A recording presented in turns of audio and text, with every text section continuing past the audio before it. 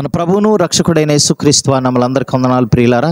దేవుడు మరి ఒక మంచి సమయాన్ని ఇచ్చాడు, మరి ఒక ఉదయకాలాన్ని ఇచ్చాడు. అందుని బట్టి దేవునికి స్తోత్రం. ఈ సమయంలో కృపావాక్యం ధ్యానించుకుందాం. ఈరోజు ప్రత్యేకంగా చివరి ధన్యత అయినటువంటి నీతి నిమిత్తం హింసింపబడి వారి ధన్యులు పరలోక రాజ్యము వారిది అంటున్నాడు. ఫస్ట్ వచనంలో కూడా పరలోక రాజ్యం ఎవరిది అంటున్నాడు? ఆత్మీయమే దీనిలో అయిన వారి ధన్యులు పరలోక రాజ్యం వారిది అంటున్నాడు. చివరిగా ఏం చెప్తా ఉన్నాడంటే నీతి నిమిత్తం కూడా హింసింపడి వారి ధన్యులు పరలోక రాజ్యం.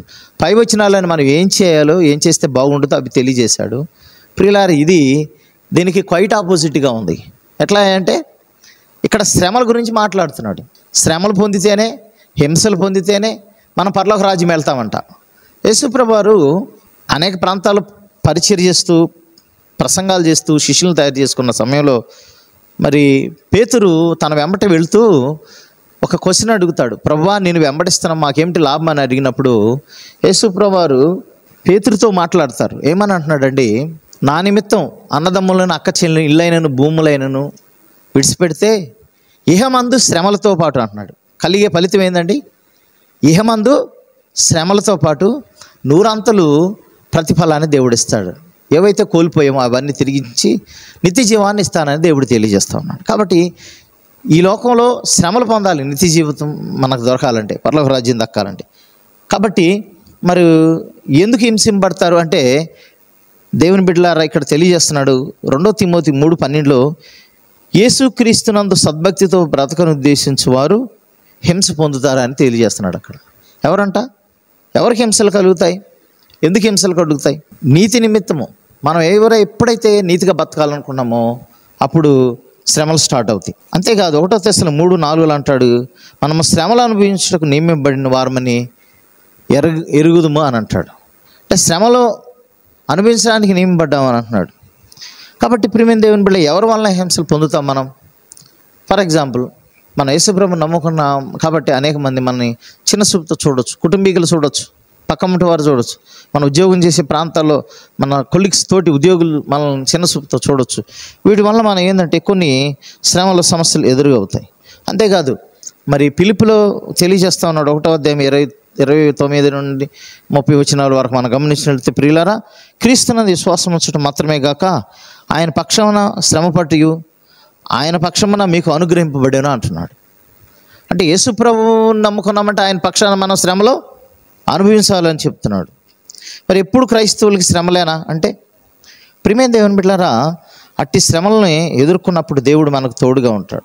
కీర్తనకారుడు అంటాడు 34వ అధ్యాయం 19వ వచనంలో, ప్రియులారా చూడండి, అట్టి శ్రమ వచ్చినప్పుడు దేవుని హస్తం తోడుగా ఉండి వాటి నుండి తప్పిస్తాడని పరిశుద్ధ గ్రంథం తెలియజేస్తూ ఉంటుంది కదా. అంటే కాబట్టి హింసలు కలగాలి. హింసలు ఎందుకు కలగాలి ప్రియులారా? నీతి నిమిత్తం హింసింపబడు ధన్యులు పరలోక రాజ్యం వారిది అంటున్నాడు. మరి ఆల్రెడీ మనం చూసుకున్నాం, నూరంతల ప్రతిఫలం మనకు కలుగుతుందని అంటున్నాడు. కాబట్టి మరి ప్రియులారా, మనకి శ్రమలో లేకపోతే హింసలు రావడం వల్ల మనకు ఇంకో విషయాన్ని తెలియజేస్తున్నాడు భక్తుడిని. పేతురు అంటాడు, శోధించబడిన మీరు సువర్ణం అవుతారు అని అంటున్నాడు. కొద్ది కాలమే మీకు శ్రమలు అంటాడు.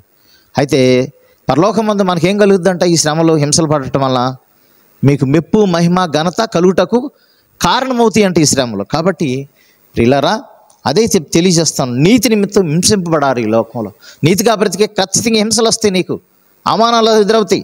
ఇవన్నీ ఎదుర్కోవాలి. హింసింపడతావు, అనేక మంది చేత దూషింపడతావు, అప్పుడే నీకు పరలోక రాజ్యం దక్కుతుంది. అవన్నీ కూడా మనం అనుభవించి ఈ లోకంలో ప్రియులారా గొప్ప ఉన్నతమైన ఆ రాజ్యాన్ని చేరుకోవాల్సిన అవసరం ఎంతైనా ఉంది. కాబట్టి ప్రియమైన దేవుని బిడ్డలారా, మనం కంపల్సరిగా ఈ శ్రమలను అనుభవించాలి. నీతి నిమిత్తమే హింసింపడాలి, అప్పుడే పరలోక రాజ్యం దక్కుతుంది. అలాంటి గొప్ప రాజ్యాన్ని మనం పొందుకున్న దేవుడు మీ అందరం దీవించి ఆశను బలపరచును గాక. God bless you all. ప్రార్థన చేసుకుని, మమ్మల్ని మిక్కిలిగా ప్రేమించిన పరలోక తండ్రి, అవునయ్య, నీతి నిమిత్తం హింసింపబడితే పరలోక రాజ్యం దక్కుతారని చెప్తున్నాడు. అవును ప్రభా, సద్భక్త బ్రతకను ఉద్దేశం హింసలు పాలవుతారని చెప్తా ఉన్నారు. కాబట్టి నీతిగా బ్రతుకుతుంటే లోకం మమ్మల్ని ఒక రకంగా చూస్తుంది ప్రభు. కాబట్టి అయినా నీతిని విడిచిపెట్టవద్దు. శ్రమలు వచ్చినా, హింసలు వచ్చినా, కష్టాలు వచ్చినా, బాధలు వచ్చినా, అవమానాలు ఎదురైనా నీతి కొరకు బ్రతకాలి ప్రభు. అట్టి జీవితాన్ని మాకు ప్రసాదించండి. అప్పుడే కదా మేము ఈ రాజ్యాన్ని స్వతంత్రించుకున్నది. మీ సన్నిధి తోడు గురించి మమ్మల్ని బలపరిచి మా ప్రియులను దీవించమని యేసు పరిశుద్ధ నామమున వేడుకుని ప్రార్థన చేస్తున్నాం తండ్రి.